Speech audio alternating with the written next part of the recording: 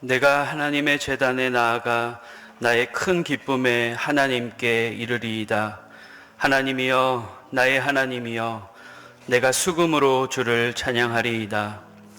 이스라엘아 들으라. 우리 하나님 여호와는 오직 유일한 여호와이시니 너는 마음을 다하고 뜻을 다하고 힘을 다하여 내 하나님 여호와를 사랑하라.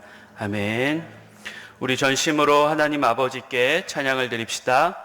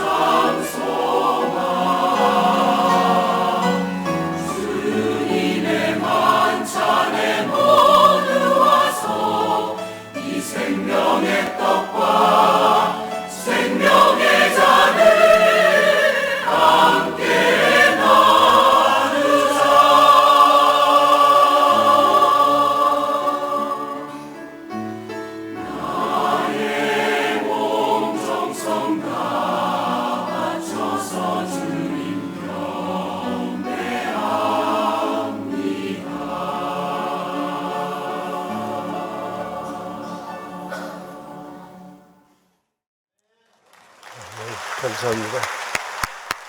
고맙습니다.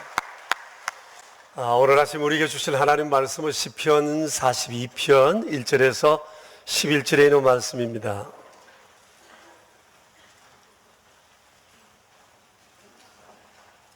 시편 42편 1절에서 11절까지 이는 살아계신 하나님의 말씀입니다. 이제 우리 함께 하나님의 말씀을 받들어 읽겠습니다. 하나님이여, 사슴이 시냇물을 찾기에 갈급함같이 내 영혼이 주를 찾기에 갈급하리이다. 내 영혼이 하나님 곧 살아계시는 하나님을 갈망하나니 내가 어느 때에 나아가서 하나님의 얼굴을 배울까? 사람들이 종일 내게 하는 말이 내 하나님이 어디 있느냐 하오니 내 눈물이 주야로 내 음식이 되었도다. 내가 전에 성의를 지키는 무리와 동행하여 기쁨과 감사의 소리를 내며 그들을 하나님의 집으로 인도하였더니 이제 이 일을 기억하고 내 마음이 상하는도다. 내 영혼아, 내가 어찌하여 낙심하며 어찌하여 내 속에서 불안해하는가? 너는 하나님께 소망을 두라. 그가 나타나 도우심으로 말미암아 내가 여전히 찬송하리로다. 내 하나님이여, 내 영혼이 내 속에서 낙심이 되므로 내가 요단 땅과 헤르몬과 미살산에서 주를 기억하나이다. 주의 폭포 소리에 깊은 바다가 서로 부르며 주의 모든 파도와 물결이 나를 휩쓸었나이다. 낮에는 여호와께서 그의 인자하심을 베푸시고 밤에는 그의 찬송이 내게 있어 생명의 하나님께 기도하리로다. 내 반석이신 하나님께 말하기를 어찌하여 나를 잊으셨나이까? 내가 어찌하여 원수의 압제로 말미암아 슬프게 다니나이까 하리로다. 내 뼈를 찌르는 칼같이 내 대적이 나를 비방하여 늘 내게 말하기를 내 하나님이 어디 있느냐 하도다. 내 영혼아, 내가 어찌하여 낙심하며 어찌하여 내 속에서 불안해하는가? 너는 하나님께 소망을 두라. 나는 그가 나타나 도우심으로 말미암아 내 하나님을 여전히 찬송하리로다. 아멘. 시편 42편은 여러분들께서 읽어보셔서 아시겠지만 극심한 고난을 당하고 있는 성도의 신앙 고백입니다. 이때가 언제일까에 대해서 성경학자들은 다윗의 아들 압살롬이 아버지에게 반란을 일으킨 그런 때의 한 성도가 신앙을 고백한 내용이 아닐까라고 얘기를 합니다. 나라에 반란이 일어났으니까 평소 다윗과 함께 했던 사람들에게는 큰 어려움이 있었을 것입니다. 성경에도 보면 압살롬은 많은 사람들을 회유했고 그렇지 않은 사람들에게는 강한 핍박이 있었습니다. 정치적 박해만 아니었을 것입니다. 이와 더불어서 신체적으로도 어렵고 경제적으로도 어렵고 심리적으로도 굉장한 위축을 받게 될 것이고 심지어 이 성도는 신앙의 뿌리마저 흔들릴 만큼 큰 어려움에 봉착해 있었습니다. 그런데 이 시편을 기록할 때좀 상황은 여전한 그런 고난 가운데 있었더랬어요. 성경에서 말씀하신 바와 같이 낙심과 불안이 이루 말할 수가 없었습니다. 자, 그런데도 불구하고 이분이 시편을 기록하고 성경에 이렇게 등재되게 된 것은 이 시편을 통해 그가 우리에게 하고 싶은 얘기가 있기 때문입니다. 내가 지금 비록 극심한 고난 가운데 있지만 내가 소망을 잃지 않는다. 그것은 하나님이 살아계시기 때문이라고 하는 사실입니다. 그래서 여러분, 우리가 이분과 동일한 상황은 아닐지라도 이분의 이 고백은 고난을 만난 우리에겐 좋은 길잡이가 되리라는 생각이 듭니다. 사실 세상에 살아가면서 고난이 면제된 사람은 아무도 없습니다. 정도의 차이나 케이스가 다를 뿐이지 누구나 고난을 만날 수밖에 없습니다. 어떤 사람은 작은 고난에도 쉽게 무너지는가 하면 어떤 사람은 극심한 고난 가운데에서도 용케도 잘 버텨내는 그런 사람들도 우리는 주변에서 종종 봅니다. 시편 42편의 성도는 살아계신 하나님을 의지해서 이 고난을 극복해 냈다고 하는 겁니다. 그래서 오늘은 이 시편을 통해서 다음 세 가지를 중심해서 우리가 함께 생각하려고 합니다. 첫째는 그가 겪고 있는 이 고난의 상황과 이로 인해서 그가 지금 엄청난 어려움을 겪고 있는 이 낙심과 두려움, 불안이 어떤 것인가 라고 하는 것이고, 둘째는 진짜 그의 불안과 낙심의 이유는 뭔가, 셋째는 어떻게 이 불안과 낙심을 이겨내는가 라고 하는 것을 말씀드리려 합니다. 이 성도는 자신이 고난으로 인해서 겪고 있는 낙심과 불안의 상태에 대해서 이렇게 얘기하고 있습니다. 성경을 여러분 이제 쭉 보시기를 바랍니다. 1절을 보시면 사슴이 시냇물을 찾기에 갈급함 같이 내 영혼도 주를 찾기에 갈급하다 그랬습니다. 주를 찾는다라는 구절이 있습니다.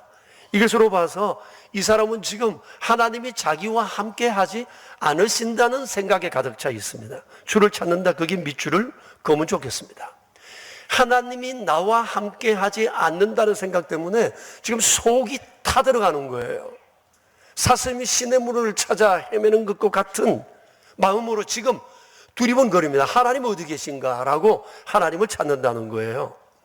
그리고 3절을 보시면 내 하나님이 어디 있느냐는 구절이 있는데, 이는 고난 가운데 있는 자신을 향한 세상 사람들의 조롱과 비난이에요. 이것이 자신을 너무 힘들게 했던 것입니다. 그동안 하나님을 맨날 찾아다니며 하나님 예배하고 찬양하며 살았는데, 지금 보니 하나님이 당신과 함께하는 흔적이 보이지 않아. 그렇지 않고야 내가 어떻게 이런 고난을 만났으며 고난 가운데 하나님이 너를 구해주지 아니할까? 이는 분명 하나님이 너를 버리신 것이 분명해 라는 사람들의 조롱을 들을 때 이 사람은 무척 위축이 되었고 눈물이 내 음식이 되었다고 얘기를 합니다. 계속되는 고난 가운데 입맛을 다 잃어버렸어요. 밥을 먹고 싶은 생각조차도, 그런 의욕도 없었던 것으로 보입니다. 그리고 5절을 보시면 내 영혼아 내가 어찌하여 낙심하며 어찌하여 내 속에서 불안해하는가? 하나님이 자기와 함께 안 계신다는 하나님의 부재로 인해서 그의 삶은 송두리째 낙심과 불안에 휩싸여 있습니다. 6절을 볼까요? 지금 이 사람이 거주하고 있는 곳이 요단 땅 헤르몬 미살이라는 곳으로 보아서 이 사람은 지금 정치적 박해로 인해 이곳저곳 이 나라 저 나라로 도망 다니는 중에 있는 것으로 보입니다. 근데 희망이 있으면 좋겠는데 저놈의 권세가 너무 커서 도저히 다시는 자기 나라로 돌아갈 수가 없겠다는 생각 때문에 미래에 대한 불안으로 인해 지금 굉장히 어려움을 토로하고 있는 겁니다. 그리고 7절을 보십시오. 지금 자신이 겪고 있는 상황을 큰 폭포가 떨어지는 소리에 압도된 것 같은 느낌, 그리고 큰 바다 물결에 휩쓸려 간 것과도 같은 이런 상황이라는 겁니다. 다시 말하면 상황이 불가항력적이라는 겁니다. 일어서보려고 하는데 일어설 힘이 없고 일어낼 재간이 없다는 거예요. 도저히 어찌 해볼 수 없는, 내 힘으로는 도저히 버텨낼 수가 없는 이런 적막한 상황 속에서 자신의 처절함을 이렇게 표현한 겁니다. 9절을 볼까요? 계속되는 원수의 압제로 보아서 하나님은 자기를 버리셨거나 잊으셨다고 생각합니다. 그래서 내가 너무 슬프다는 겁니다. 10절을 볼까요? 대적에 비방하는 소리가 뼈를 찌르는 칼과 같다고 그랬습니다. 11절을 보십시오. 이처럼 한치도 내다볼 수 없는 이런 상황으로 인해서 그는 여전히 낙심과 불안으로 가득 차 있습니다. 여러분, 상황이 이렇습니다. 이런 상황 속에서 불안과 낙심을 하지 않는다면 이것은 거짓말일 것입니다.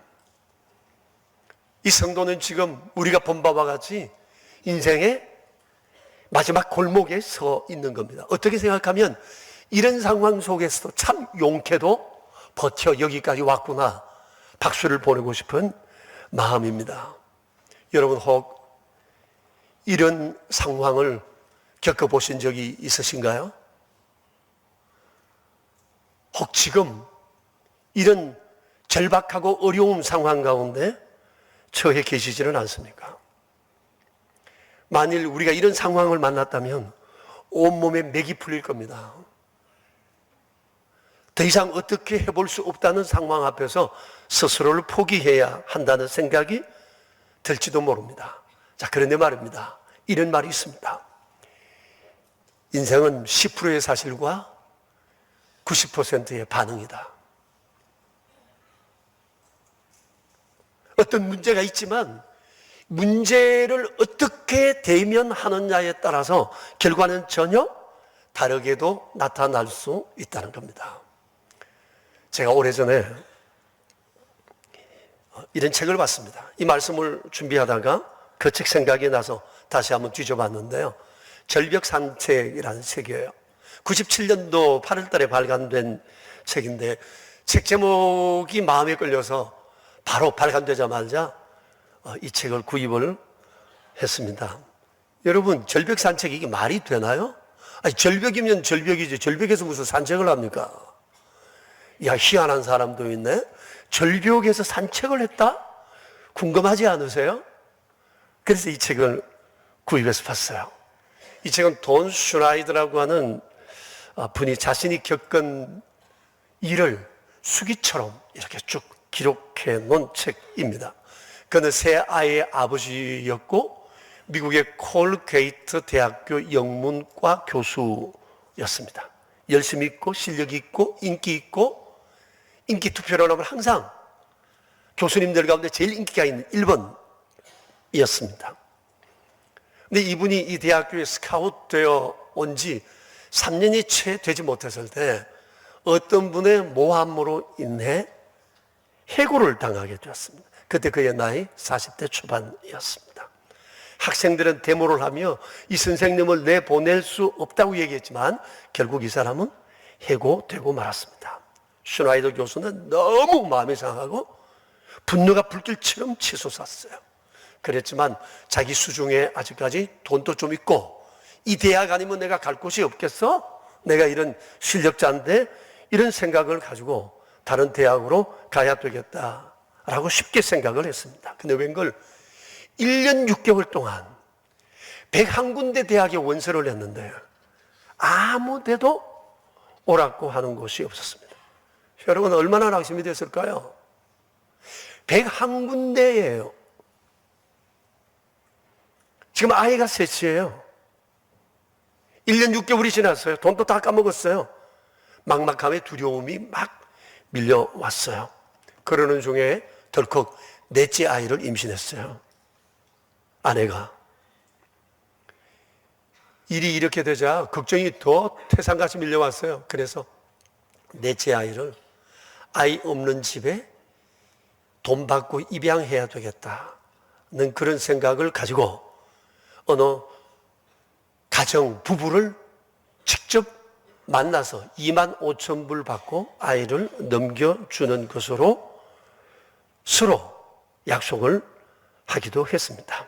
그만큼 절박했던 겁니다.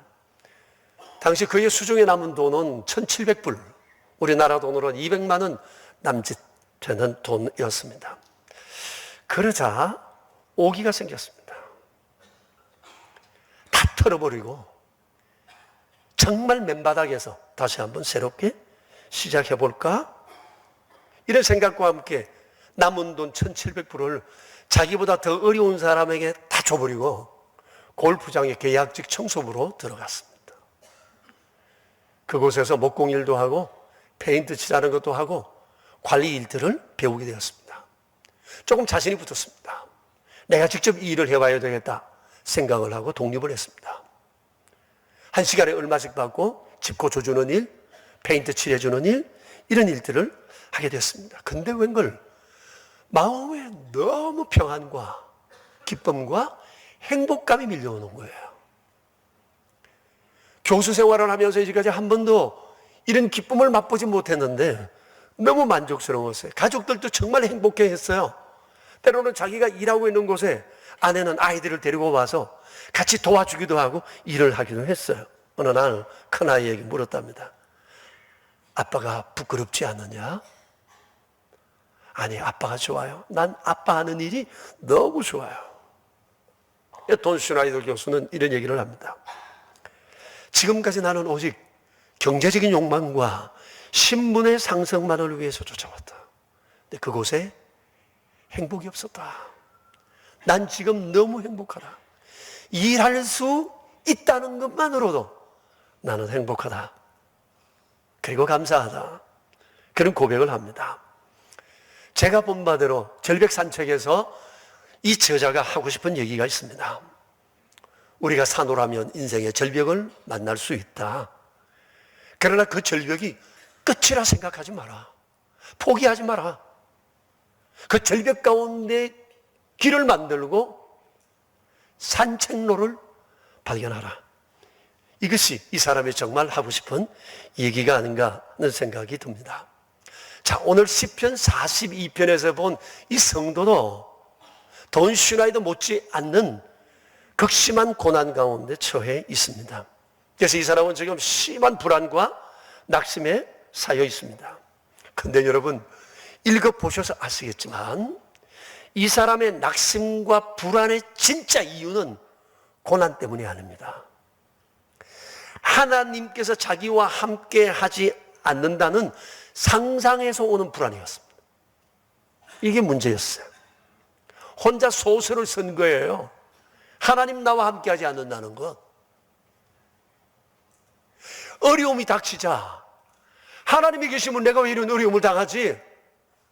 빨리 벗어나야 될 텐데 여전히 하나님의 손길은 없어. 그러니까 하나님은 안 계시는 거야. 날 사랑하지 않는 거야. 이 생각이 이 사람을 사로잡으면서 엄청난 불안과 낙심 가운데 빠뜨렸던 겁니다. 1절을 보십시오. 그래서 그는 사슴이 시냇물을 찾듯이 하나님을 찾아 헤매고 있다고 얘기를 하고 있어요. 하나님이 어디 계신데 하나님을 찾아다니는 거죠. 이 사람이 지금 어려움 가운데 어려움이 해결되지 않으니까 하나님은 자기 같은 사람을 상대해 주지 않는다고 생각했어요. 하나님은 자기를 사랑하지 않는다고 생각한 거예요. 상상한 겁니다. 그리고 그렇게 믿어버린 거예요. 혼자 소설을 쓴 겁니다. 그러자 불안과 낙심이 급격하게 몰려왔다고 말할 수가 있습니다. 여러분, 이런 상상 해본 적 없었어요? 왜 없겠어요? 우리가 종종 경험하는 것이잖아요. 우리 성도님들을 제가 만나면서 많이 듣는 얘기 가운데 하나가 하나님이 안 계시나 봐요. 하나님이 날 사랑하지 않으시는 것 같아요. 나 같은 사람의 기도는 안 들으시는 것 같아요. 물론 농담으로 하는 얘기이기도 하지만 어떤 사람은 뼈있게 얘기도 하더라고요. 여러분, 그런 농담 같지 않는 농담 하지 마셔야 합니다. 상상을 해도 건전한 상상을 해야지. 왜 그런 못된 상상을. 하나님도 굉장히 기분 나쁘실 것 같아요. 하나님 돌아가셨다. 날 사랑하지 않으신다. 하나님 안 계신다. 나 같은 거 겉들도 보지 않는다. 그게 아닌데 혼자 이런 상상 속에 빠져 하나님에 대해서 함부로 말하는 이 사람, 하나님 마음 상하지 않겠어요? 여러분 기억하십시오. 하나님은 창세 이후로 지금까지 한 번도 피조 세상을 떠나신 적이 없어요. 하나님은 전적 타자가 아니에요. 세상을 지어놓으시고 난 다음 멀찌감치 떨어져서 세상이 어떻게 돌아가시나 지켜보시는 전적 타자가 아니라는 거예요. 하나님은 친히 이 세상 가운데 하나님의 나라를 세워 가시는 분이세요. 그리고 한 번도 하나님의 백성들을 떠나신 적이 없어요. 아담과 하와가 그 엄청난 죄를 저질렀지만, 그들은 하나님을 피하려고 했지만, 하나님을 안 보려고 했지만, 하나님께서 눈을 가렸지만, 하나님께서는 그들과 함께 하시고 그를 보셨고 그를 쫓아가셨고 벌거벗은 그의 몸에 옷을 입혀주셨고 그가 살아갈 새로운 길을 마련해 주셨고, 그들을 괴롭히는 사람들이 있으면 하나님이 혼을 내겠다고 약속까지 하신 하나님이세요. 하나님은 여기 우리와 함께 계십니다. 믿으십니까? 이걸 믿는 게 믿음이에요. 이걸 믿을 때 여기서 믿음이 견고해질 수 있는 것입니다. 야곱도 그랬잖아요. 창세기 28장을 보면 야곱이 형님과의 이런 해교문이 가운데 형님의 장자권을 빼앗아 도망가게 된 사건을 여러분 아시죠? 이것만 있으면 다 되는 줄 알았는데 형님이 분노해서 그를 죽이려 하자 어머니의 도움으로 그가 외삼촌 집으로 도망을 갑니다. 이때 20, 30대가 아닙니다. 나이가 50대 한 중반쯤 되었을 때라고 보면 돼요.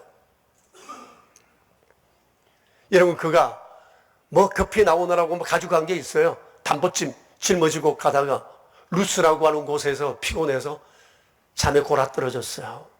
광야죠. 돌을 하나 베고 잠을 잤는데 밤에 꿈을 꿨어요. 자기가 누워있는 그곳에서부터 하늘까지 사닥다리가 쫙 뻗어 있으면서 거기에 하나님의 천사들이 오르락 내리락 하는데 하늘로부터 하나님의 음성이 들렸습니다. 내가 너와 함께 한다. 내가 여기에 있다. 내가 가는 곳에 나도 함께 갈 것이다. 내가 너를 떠나지 않을 것이야. 그리고 너가 떠났던 내 고향으로 내가 다시 돌아오게 할 거라고. 비록 꿈이지만 이 꿈을 꾸고 벌떡 일어나서 그 사람의 첫 번째 한 말이 뭡니까? 하나님이 여기 계셨는데 내가 몰랐구나. 그리고는 자기가 베던 돌을 내어가지고 기둥으로 세우고 하나님께 예배하고 그곳을 이름을 바꿔 베델이라고요. 하나님의 집이라고. 하나님의 얼굴이라고. 하나님을 내가 바라보게 된 문과 같은 곳이라고. 야곱의 인생의 전환이 거기에 있었습니다. 형님에게서부터 장자권 받은 것이 그의 인생이 시작된 게 아니고, 장자권 있으면 뭐합니까? 하나님하고 관계가 안 되어 있는데 장자권 소용없어요. 종이 호랑이에요, 이거. 하나님이 여기 나와 함께 하신다는 이 한 가지 사실 붙잡고 그런 외삼촌 집에서 20년의 세월을 버텨낼 수 있었던 것입니다. 하나님께서 이스라엘 백성들을 출애굽시키시기 전에 호렙산 불붙는 가시떨기 나무에서 모세를 부르셨어요. 그리고 그에게 주께서 하시는 말씀이 있습니다. 이르시되 나는 내 하나님이니 아브라함의 하나님, 이삭의 하나님, 야곱의 하나님이다. 살아계신 하나님, 역사하시는 하나님, 약속에 신실하신 하나님이심을 주께서 말씀을 하셨던 거예요. 하나님이 안 계신다고요? 그 순간 모세는 자기 얼굴을 가렸어요. 하나님이 여기 계시고 여기 말씀하시지만 하나님이 말씀하시는 것으로 충분했어요. 하나님을 봐야 되겠다는 생각조차 할 수가 없었어요. 자신의 얼굴을 가렸던 것입니다. 하나님은 우리가 눈으로 볼 수 없는 분이세요.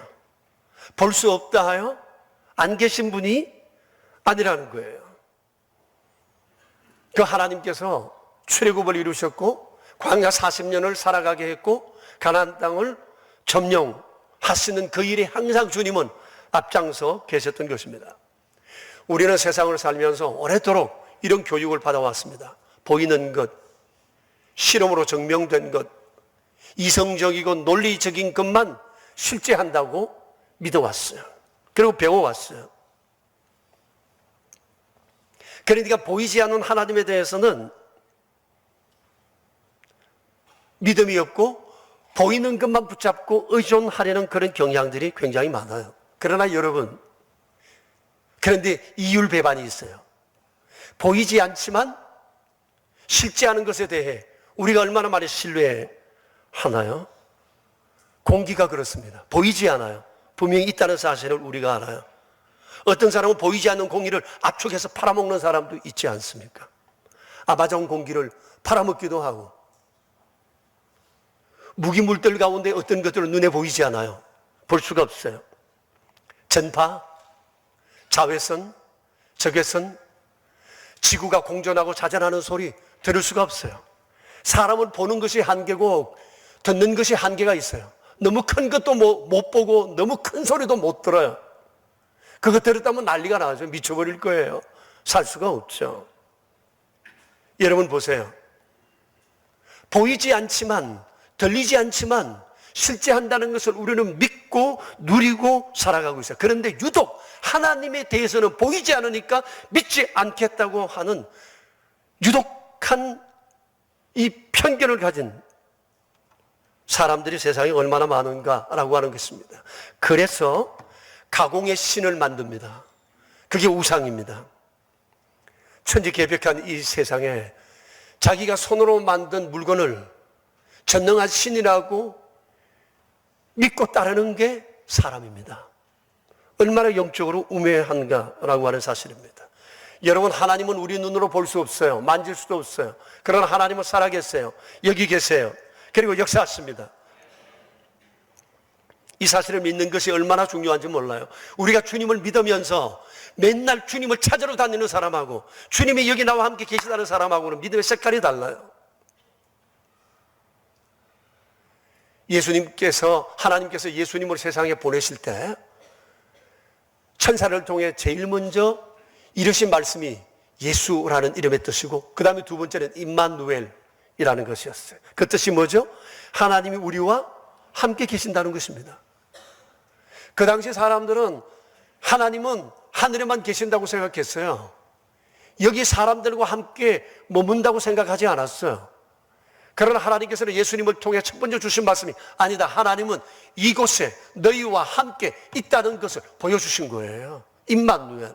그리고 예수님께서 성천하시고 가실 때 마지막 주신 말씀이 뭐예요? 근데 임마누엘이에요. 내가 너희와 항상 함께 있으리라. 떠나시지 않으시겠다는 것입니다.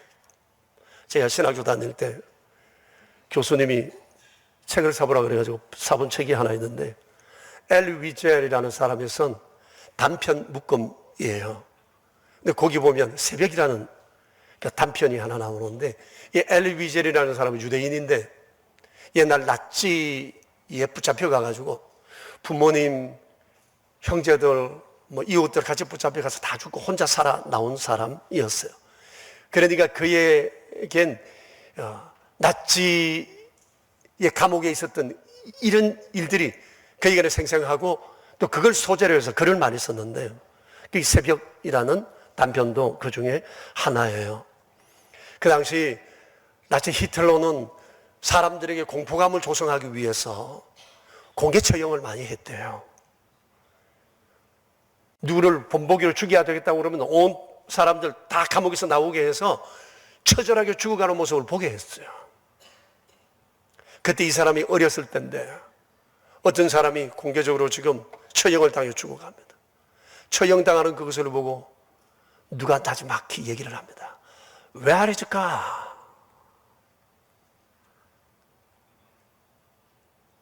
하나님 어디 계신지 아는 겁니다. 이렇게 하나님만 믿고 살아온 사람이 지금 저기 죽어가요. Where is God? 그저 옆에서 누가 말합니다. He is here. 하나님은 여기 계신다. 저기 죽어가는 저곳에 고통당하는 우리와 함께. 이걸 믿는 게 믿음입니다. 하나님은 우리를 한 번도 떠나신 적 없어요. 나쁜 상상하지 마세요. 환경이 나를 죽이는 게 아니에요. 남이 나를 죽이는 게 아니에요. 내가 나를 죽여요.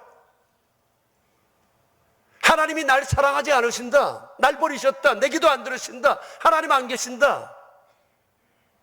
이 못된 상상이 나를 죽이는 거예요. 이 생각이 들어오면 모든 걸 놓고 싶어요. 근데 힘들고 어려운 상황 속에서도 하나님이 살아계신다는 사실을 알면 다시 한번 일어설 용기를 가지는 거죠. 시편 성도가 그랬어요. 그의 낙심과 불안은 하나님이 자기와 함께 하지 않는다는 생각에서 비롯된 상상에서의 불안이었다고 하는 사실입니다. 그런데 이 사람이 이겨냈어요. 상상과 불안은. 상상 속에 있던 그 낙심과 불안을 어떻게 이겨냈을까요? 첫째는 헛된 상상을 내려놓고 스스로를 독려했던 겁니다. 여러분 5절과 11절을 보시면 같이 한번 읽어볼까요? 5절, 내 영혼아 내가 어찌하여 낙심하며 어찌하여 내 속에서 불안해하는가? 너는 하나님께 소망을 두라. 그가 나타나 도우심으로 말미암아 내가 여전히 찬송하려다. 자기에게 계속 독려를 하는 겁니다. 왜? 어찌하여 낙심하지? 어찌하여 불안해하지? 하나님이 계신데 하나님이 날 도와주실 텐데 나는 이제 곧 하나님을 찬송할 거야. 계속 자기 자신에게 스스로 격려하라는 겁니다. 포기하지 말라는 겁니다. 정신줄 놓지 말라는 겁니다. 하나님 여기 계시니까. 힘들고 어려울 때 나쁜 상상을 버리고 살아계신 하나님을 기억하고 날마다 자기 스스로에게 이런 마인드 컨트롤을 해야 합니다. 하나님은 날 사랑하시고 나와 함께 하시고 내가 모르는 또 다른 이유를 가지고 계시고 나를 주님이 목적하신 그 길을 향해 나를 끊임없이 이끌고 가신다는 이 사실을 우리가 믿어야 흔들리지 않고 일어설 수 있다고 하는 사실이에요. 그리고 두 번째는 낙심과 불안을 떨쳐버릴 수 있었던 것은 하나님의 인자하심을 바라고 기도했기 때문이에요. 사실 하나님이 살아계심을 믿는다면 하나님밖에 붙들 데가 어디 있겠습니까? 8절을 보십시오. 같이 한번 읽어볼까요?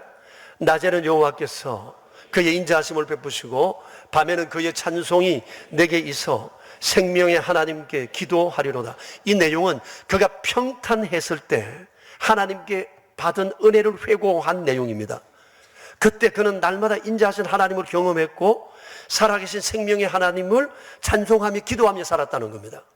근데 자기가 지금 큰 불안과 낙심 가운데 있지만 다시 옛날을 기억하고 다시 한번 자기도 인자하신 하나님께 기도해야 되겠다.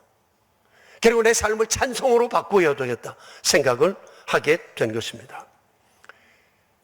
인생의 모든 문제의 키가 하나님께 있다는 것을 안다면 기도하지 않을 수 없어요. 우리가 지난주 새벽 예배할 때 누가복음 18장 말씀을 봤거든요. 여기에 보면 기도에 관해서 굉장히 중요한 말씀을 예수님께서 해주고 계세요. 18장 1절에 이런 말씀이 있습니다. 항상 기도하고 낭망하지 말라. 명령이에요. 항상 기도. 낙심하지 말라. 하나님의 명령이에요. 명령. 그러시면서 이 말씀 다음에 하나님께서 7절과 8절에서 이런 말씀을 하세요. 같이 한번 읽어볼까요? 하물며 하나님께서 그 밤낮 부르짖는 택하신 자들의 원한을 풀어주지 아니하시겠느냐? 이들에게 오래 참으시겠느냐? 내가 너희에게 이르노니 속히 그 원한을 풀어주시리라. 그리고 난 다음 주님이 이어서 8절 뒤에 이런 말씀을 하고 계세요. 그러나 인자가 올 때에 세상에서 믿음을 보겠느냐. 굉장히 안타까워 하시는 주님의 모습입니다. 여기 믿음이라고 하는 것은 살아계신 하나님을 믿고 하나님께서 내 삶을 세워주시고 내게 응답하실 때까지 하나님을 포기하지도 않을 것이며 기도도 포기하지 않겠다고 생각하는 이 믿음을 가진 사람을 의미하는 겁니다. 근데 주님은 주실 준비가 되어 있는데 받을 준비가 된 사람이 그리 많지 않다는 거예요. 세상에 교회도 많고 교인도 많은데 이 믿음을 가진 사람이 적다는 것이 우리 예수님의 탄식이에요. 18세기 영국의 스펄전이라는 목사님이 계십니다. 여러분도 이분에 대해서 아마 여러분 들어보셨을 거라고 생각해요. 사람들은 이분을 설교의 황제 그리고 목회의 천재라고 얘기를 했어요. 제 생각엔 이분이 57살에 돌아가셨거든요. 몸이 좀 안 좋아서. 근데 이분이 10년만 더 살아 계셨더라도 세계의 영적 지형은 바뀌었으리라고 생각이 되어져요. 그런데 스펄전이 얘기를 합니다. 자신의 삶, 자신의 목회, 열매, 이 모든 것은 내 어머니의 기도 때문이었다. 어머니의 기도가 빚어낸 것이었다고 얘기를 해요. 어머니의 기도가 자신의 삶에 끼친 영향이 매우 컸다. 그런 고백이겠죠. 당시 영국의 상황은 많이 어려웠고 스펄전의 가정도 많이 어려웠대요. 그런데 그의 어머니가 놀라지 마세요. 아이를 몇 명 낳는 거 아니에요. 19명 낳았어요. 근데 그 중에 9명은 유아기 때 다 죽었어요. 10명이 살았는데 스펄전도 몸이 많이 약했다고 그래요. 그럼에도 불구하고 이 어머니는 낙심하지 않고 기도하며 자녀들을 세웠는데 그 어머니는 늘 무릎으로 기도를 했다고 그래요. 그래서 아이들을 축복했대요. 근데 더 놀라운 것은 그 어머니의 키가 128cm였다고 하는 거예요. 제 아내한테 128cm였다고 그랬더니 어떻게 아기를 낳았지? 11명이나 그러더라고요.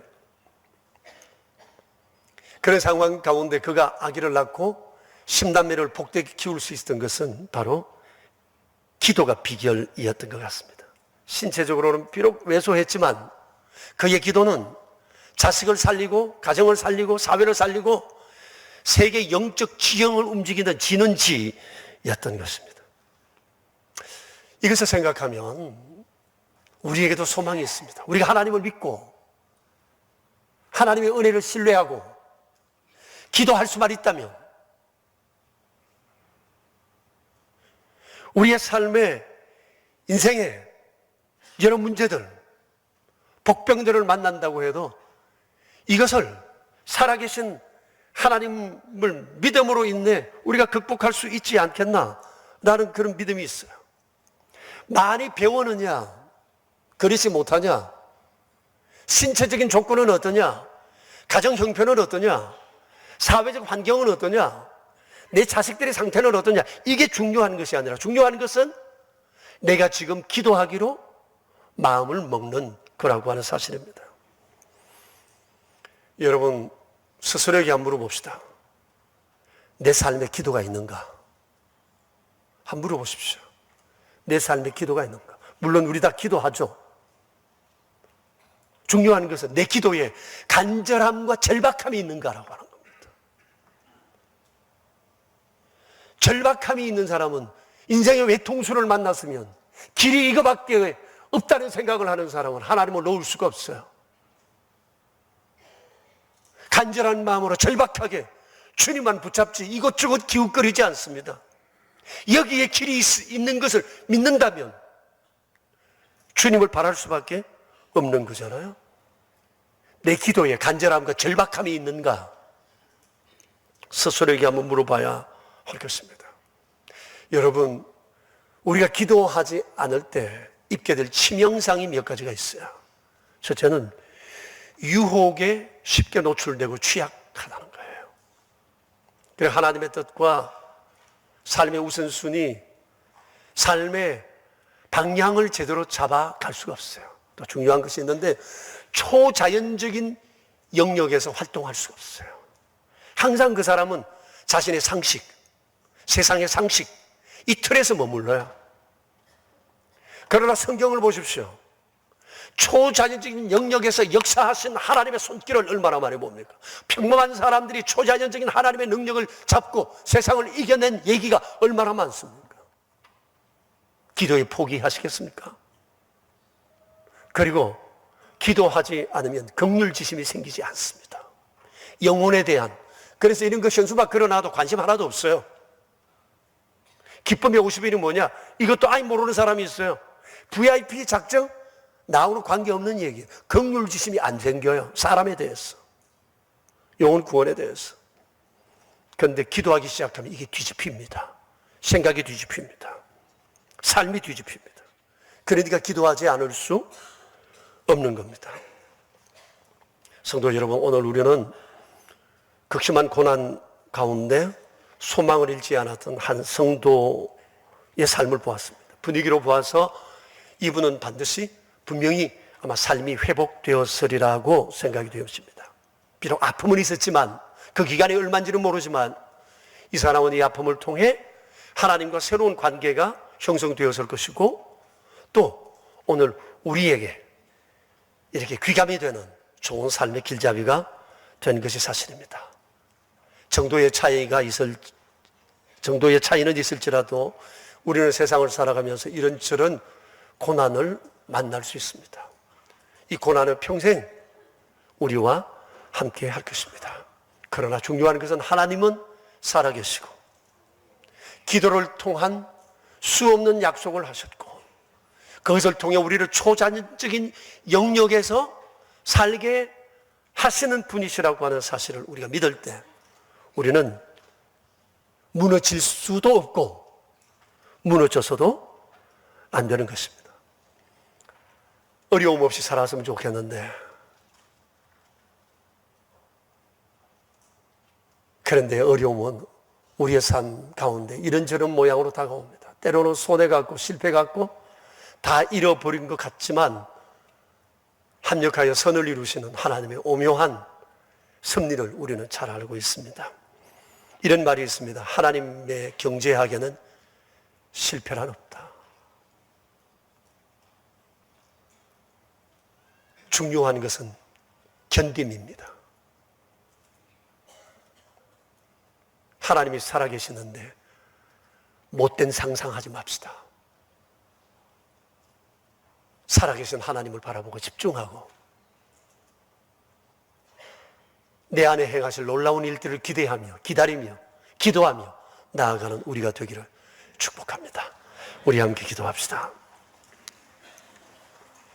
한 2분 정도 자신을 돌아보며 우리 기도할까요? 지금 혹 매우 힘들고 어려운 상황 가운데 있다면 쓸데없는 나쁜 상상 속에 엉뚱한 생각을 하지 않았는지, 하나님을 기쁘게 하는 말을 해야 되는데 기분 나쁘게 하는 얘기와 생각 가운데 있지는 않는지, 여러분 초자연적인 영역에서 살아가는 이런 경험 우리가 해봐야 되지 않겠습니까? 우리 주님 앞에 이 시간 한 2분 정도 기도하겠습니다. 살아계신 하나님, 여기 계시는 주님, 약속의 주님, 약속의 신실하신 주님, 긍휼로 끊임없이 우리와 함께 하시고 주시고 싶어 견딜 수 없는 마음을 가지신 자비로우신 주께서 오늘 우리에게 참으로 귀한 말씀 주신 것을 감사합니다. 주님, 정치적인 여러 가지 압박으로 인해 신체적으로, 경제적으로, 심리적으로 많이 위축되어 버린 한 성도를 다시금 일으켜 세우신 주님의 놀라우신 은혜의 손길을 바라보며 우리는 다시금 삶의 새로운 용기를 갖습니다. 주님, 우리 중에도 힘들고 어려움을 겪은 성도들이 있습니다. 지금도 이런 어려움의 산을 넘어가는 이들도 있습니다. 주님, 살아계신 하나님, 기도할 수 있는데 우리가 어떤 경우도 낙심하지 아니하며 믿음으로 벌떡 일어나 살아계신 하나님, 찬미한 세상 가운데 주님을 드러내고 간증하는 아름다운 삶을 살아가게 하소서. 아버지, 한 신실했던 성도가 갑작스럽게 어려움을 당함으로 인해 큰 절망의 골짜기를 헤매다가 살아계신 하나님을 바라며 다시 한번 일어서게 된 아름다운 삶의 여정을 짧은 시편을 통해 저희가 보았습니다. 그럴 수도 있겠구나, 흔들릴 수도 있겠구나, 때로는 환경적인 요인이 우리의 신앙을 뿌리채 흔들 수도 있겠구나 생각과 더불어 살아계신 하나님, 여기 계신 주님, 복 주시고 싶어 어찌할 바 모르시는 복되신 하나님 여기 계신다는 사실을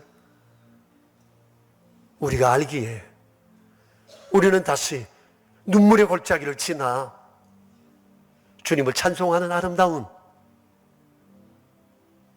믿음의 삶으로 회복되게 될 것을 믿나이다. 자비로우신 주님, 우리 중에는 어려움 속에 이 시편 성도의 경험을 고스란히 맛본 사람도 있고 지금도 이 고난의 길을 건너는 중에 있는 이들도 있을 것입니다.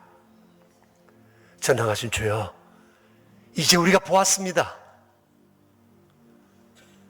이 말씀을 확신하고 믿음으로 승리하는 저희 되며 주께서 우리를 붙들어 세워주시는 그날까지 오직 주님을 바라며 기다리며 견디는 저희가 될 수 있도록 은혜 내려 주옵소서. 주여, 우리로 초자연적인 능력에, 영역에 거하며 그 은총을 경험하는 아름다운 은혜를 맛보게 하옵소서. 우리 구주 예수 그리스도 이름으로 기도드리옵니다. 아멘. 변함없으신 주님의 사랑으로 인해 저희가 여기까지 지내올 수 있었음에 감사를 드리옵니다.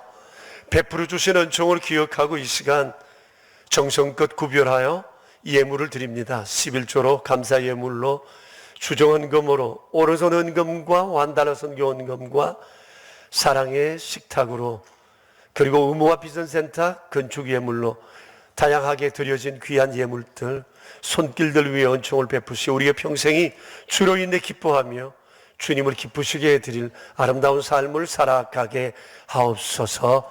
우리 구주 예수 그리스도 이름으로 기도드리오며 이제는 왕 되신 주 예수 그리스도의 은혜와 만복의 그런 되신 아버지의 크신 사랑과 성령님의 교통하심이 모인 저희 무리들과 명설의 모든 가족들과 주님의 몸 되신 교회 위에 이제로부터 영원히 함께 계시옵기를 간절히 축원하옵나이다. 아멘. 승리의 길